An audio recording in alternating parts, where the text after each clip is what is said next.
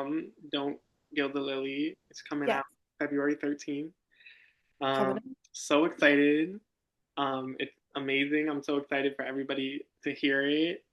Um, and I guess we'll get started with like the title itself. Like what does the title mean for you and like what does it represent for you?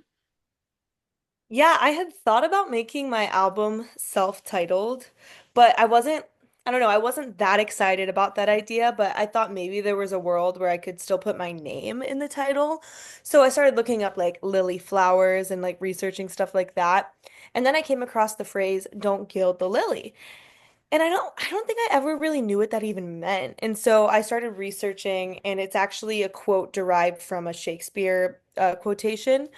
And it just means, beauty is not found in excess. So kind of just own who you are, and that in itself is beautiful. You know, embellishing is fun and getting dolled up is fun, but I think at our core, we're our most beautiful when we're just like being human, and whether it's really emotional or we're reserved or whatever, like all those parts to us are beautiful. So I tried to incorporate that throughout the music and the album.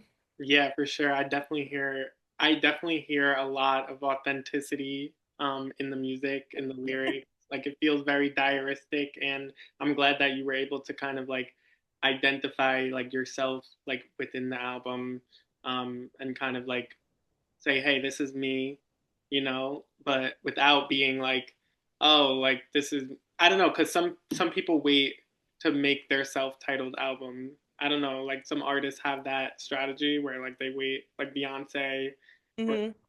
I mean, so I think that's cool. Um, Yeah, it still feels like me, but it's not just like Lily Forte. It's like the many personas I feel like of me, which end up just being the day-to-day Lily, or those are allowed to be themselves because of who I am on a daily basis. yeah, of course. And I think you explore a lot of different themes on the album too, which is cool, and a lot Hmm. of different like sounds. Like, I mean, you're I feel like, you're always experimenting with rock and roll because that's like a huge part of your influence, and jazz. I definitely hear a lot more jazz on this album. What sonic and like stylistic approach did you take when making this album? I think when I first started writing, I really didn't know what I wanted it to be. I know some people start writing albums and they're like, it's gonna be this. I had no idea what this was gonna be. I believe the first song I started with was Loners on the West. Because I had been going to see this classic rock cover band I love in Ventura and Santa Barbara. Shout out the Caverns. I love the Caverns. But I would always be going to these bars and watching them perform, and I felt really inspired by it because growing up, that's what I used to do. I would go with my classic rock cover band and perform all around South Florida. And that just felt like home to me. Like that's what I'm used to doing, and that's the music that I know. And so I don't know, I was feeling inspired by rock and roll in that sense and just the camaraderie of just a community in that world of music. And then yeah, Loners on the West came to be, and I kind of was feeling unhappy with where I was in LA and what was going on in my career at the time. So that kind of led the story, I would say, because then I wrote Stardust after trying to like find, I feel like it's been a common theme in my music is like I want to find my stage, like give me my stage. I'm giving my all, give me my stage. So I feel like Loners on the West and Stardust are hand in hand in that sense. And that set the tone immediately of just like being a drama queen on the stage, like this is my home, and doing everything I can to get there. So yeah, and then, I just wanted it to feel like we were recording the songs, and James Kane produced the entire album besides one song. So he was a huge part in making this album what it was. And we recorded in his garage. He has a studio set up in his garage. So it felt, just like we were just hanging out at home making the album. So that just felt natural to me because I grew up rehearsing in garages and that sort of thing. So it kind of just took the lead in that sense. And I love how you kind of, took your outside like influence like from cover bands, and then you took like, your love for Florida, Florida's finest. That's me. Um, and also just, yeah, so you kind of like combined like your youth what you were experiencing like as a kid, and like kind of you know combine that with like your experiences now. The nostalgia part was really big in the album too, as you can hear in Florida's Finest and Beauty and Everything. I think the more time I spend away from Florida, the more time, or the more I realize I love it, you know? So there's definitely I like to honor Florida in this Yeah. album. Well, that's where you grew up, so I feel like it's super important to like honor your roots. Of Um, course. and you talk about, Loners on the West is like really a sprawling kind of like landscape of like you just like feeling kind of lost in, I guess, in Los Angeles, because it's, such a and Los Angeles itself is like such a sprawling city, and Yeah. there's so many like it's just like so many people trying to make it and everything. So I love how that kind of like, you know, you kind of like contrast that with like how you grew up. It felt very like, natural what you were doing, and um and you talk about that a lot on Stardust as well, like how um you know you're working so hard to achieve this dream. Hmm. But ultimately, like, um I don't know, I feel like you just explore like the cost of like how fame affects people, but also like how um you're in it for the music. Totally.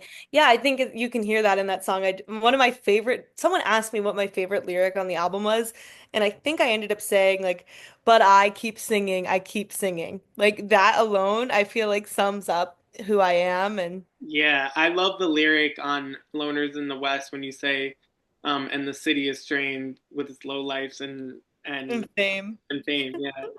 Um, the drama. It's hard. I feel like I'm always at a crossroads of like, I don't know. I've learned to love LA and what it has to offer. It's very inspiring here with its history and the people, and everyone's super creative. But I mean, who doesn't miss home? Of course, I miss home. But I think what I miss most about home is just like the casual nature of Florida, like throwing on my flip-flops and my jean shorts, and like that's the vibe, you know, and just like hanging out in the backyard. Like that's my happy place, you know. yeah, Um, it's kind of it can be performative, um, and Florida is like very laid back. Um, so laid back. So yeah, I think I just explore like trying to find comfort and familiarity in LA where I knew one person when I moved out here. yeah, So I've been really, but now I have, you know, great friends and I'm really happy with who I hang out with and that sort of thing. But it was tough in the beginning because when you move somewhere, you don't know anyone. what's your favorite track on the album, and like what makes it stand out to you? The only reason I'm laughing because I feel like I've been asked this a few times and I think my answer is different every time. You should though. Like, Um, at one point it was Beauty and Everything. I thought that just like summed up the entire album for me. Um, but then it was Loners on the West at one point. And then I think my last one was Stardust. Like it's those three. Those are the three that I can't choose between. And I think because it's kind of those themes we've been talking about. It's the nostalgia, missing home, finding your way, growing up, like feeling lost. So I think you can kind of get the vibe from those three songs. everything is beautiful. It's so depressing, but So I love it so much. And I think I love, yeah, the nostalgia is so present there when you talk about like Doc's All American Ice Cream Run. Like, sad. Childhood. It's like a place in Florida. Someone asked me, oh yeah, it was the producer who was producing the song, James. He's like, this is after like a few weeks of us working on the song. He's like, what is Doc's All American Ice Cream Runs? And I was like, if you're from Florida, you know Delaware, about Doc's, or yeah. more like if you're from like Delray Beach, South Florida. But it was the cutest ice cream shop that growing up, we'd always go there after school and it was just the best. And they closed down in 2021, which was really sad. And it's still sitting there. just abandoned. It's Wow. still sitting there. They haven't done anything with it, which I'm happy about that they didn't like make a modern apartment complex, but I They're miss dogs. doing that a lot with like places from my childhood. So we kind of pay homage to the other songs in the album, and that little outro melody of Beauty and Everything. So I feel like it just ties everything up in a little bow. Yeah, that's awesome. I gotta listen closer to that because I didn't catch that, but like I love that. Well, now that you know the other songs more, maybe you'll hear the melodies, you know? Yeah, my favorite song, I would definitely have to say like I think it's Golden Sunshine right now, but I feel you like on the I feel you on that on like the way that you are like trying to pick which ones and the way the ones that you connect to like are a lot of like nostalgia and like kind of like figuring out your way as an artist.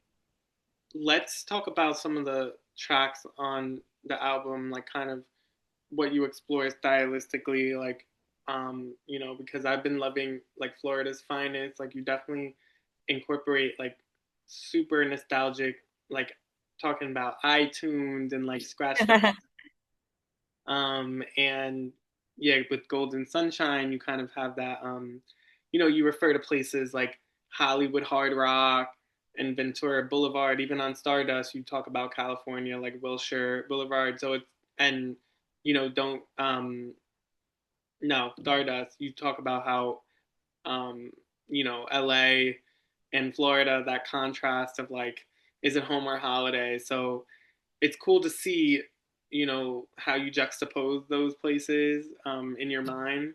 Um, so yeah, let's talk about kind of like, what you're exploring on these tracks and, sonically, but also like your connection to both of those places. Totally. Yeah, lyrically, I love referencing things in general, whether it's a place or, a memory with someone. But I've found, because like I mentioned earlier, like sometimes I'm at this crossroads of like trying to love LA, but I miss home and, you know, I love Florida, but LA has so much opportunity and that sort of thing. So I found what helped me appreciate it more is really just looking around me. Like I'm driving down the street or I'm driving on the 101 with my boyfriend and I'm like so happy and I'm like looking out at the ocean and we're in Ventura and it's beautiful and like there's no reason why that can't be in a song. I think just like I said, finding the beauty and everything, I think that is what helped me write this album, was just really taking everything in, even the mundane, just simple things that are just, normal daily life. And yeah, of course I love referencing things, but for me, like I said, Florida is home. Florida will always be home, but LA is my home right now. And so how can I find pieces of both of them in each other? Was kind of the way. And I know you asked sonically. I mean, sonically, I just wanted to take risks. Like I wanted to sing like way higher than I've ever sang before on an album. Like lower, have some rasp, like really just lean into my roots and not be so polished. I think that was the goal sonically, was to not be polished. And just, the instrumentation too. Like I had two different trumpet players play on the album. Like we recorded live drums for almost every song. So it was super intense with the live music side to it, which I thought that's just so me. That's what I grew up doing, is playing live music. And I think that needs to come back in music as well. Yeah, of course. Like you definitely hear that jazzy trumpet flair, like especially on "Don't Gild the Lily" Yes. and "Stardust." You hear that loud piano. In what ways does the record feel different from your previous releases? And what was the process of making this album like for you emotionally or creatively? I really feel like Can't Handle Hollywood to me was more of a collection of songs. I didn't really feel like I had um a story there, which there's nothing wrong with that. I really did at the time pour everything I had into those songs, but part of them were songs that I had written years before. So I mean this whole album, Don't Gild the Lily, was written in I think 10 months, 11 months. So Wow. like it was just over the course of a year. So a lot of those feelings are really fresh. And I think then you asked emotionally what it was like making the album. I mean, it was fun getting into the routine of just going to the studio every week and recording and writing and that sort of thing. But, I started out writing the album. I was really happy in my personal life. And like I mentioned, I was like feeling not too content with my career, which kind of sparked some of the songs, but I was feeling really happy in my personal life. I was in love, writing love songs. And then right in the middle of making the album, I went through a breakup, which totally crushed me. Like that, I thought that was going to kill me. I genuinely thought I would just never be able to go on, which I'm sure anyone who's been through a breakup can relate to that feeling. But then eventually you do go on. You do learn how to live your life again.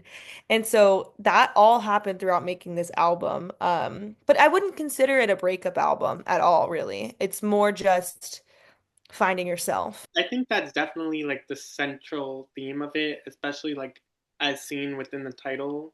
Like, you're kind of like a work in progress, but it's like um you're just expressing your authenticity, and I think that, the title says that pretty well.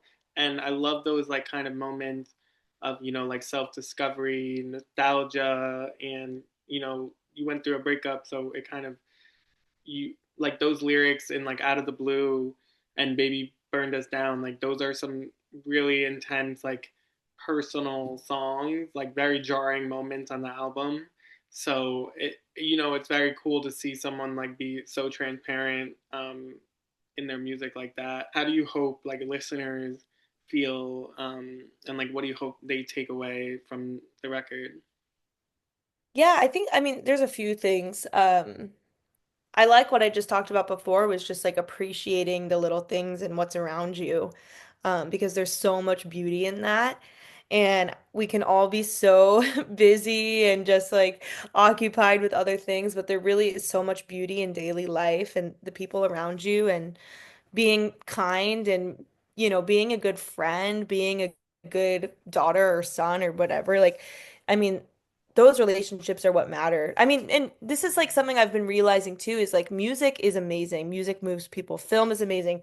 Doing your career is amazing. But what matters is like being a good person and just, and embracing who you are and how you can make the world a better place.